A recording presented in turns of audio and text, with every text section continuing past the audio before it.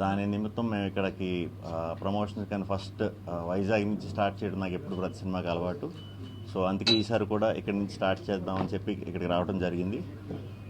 Very happy.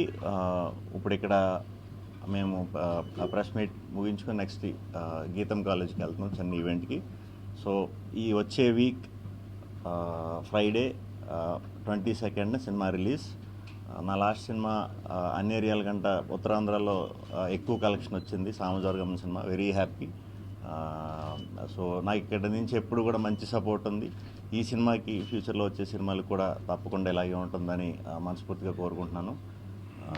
బ్రోచేవారి cinema అప్పుడు నేను రాహుల్ దర్శి కలిసి చేసాం, మళ్ళీ ఈ సినిమా చేస్తాం.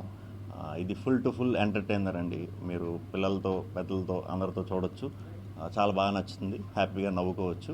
సో చూసి ఆదరిస్తారని మనస్ఫూర్తిగా కోరుకుంటున్నాను. Thank you very much.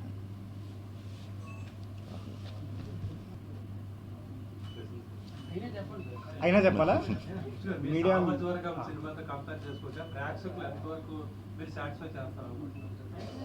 సామజవర్గం చూసిన ఆడియన్స్ అందరూ కూడా ఈ సినిమా సాటిస్ఫై అవుతారు.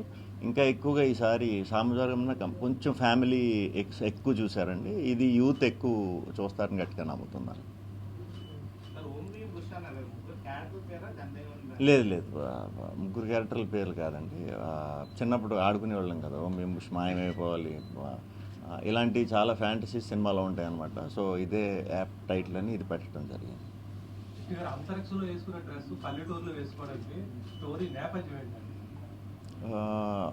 వెరైటీ అండి. అదే మేము ముగ్గురు ఏంటంటే సైంటిస్టులు అనమాట, మోడర్న్ మాంత్రికులు లాంటి వాళ్ళం అనమాట.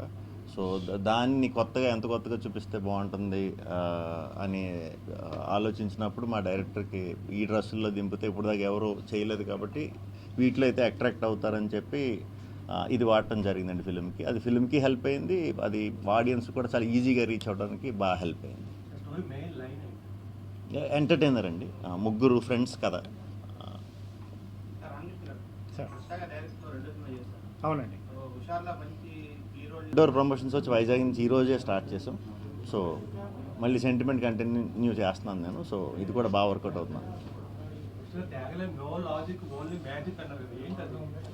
అంటే మనం సినిమాకి వచ్చినప్పుడు మనసులో చాలా లాజికల్ పెట్టేసుకుని, అంటే దర్శకుడు ఒక కథ చెప్దాం అనుకుంటాడు, అతను ఏం చెప్దాం అనుకుంటున్నాడు, ఎలా చెప్పాలనుకుంటున్నాడు అన్నీ కూడా మనమే ఊహించేసుకుంటాం ముందు, అతను ఏం చెప్దాం అనేది చూడం.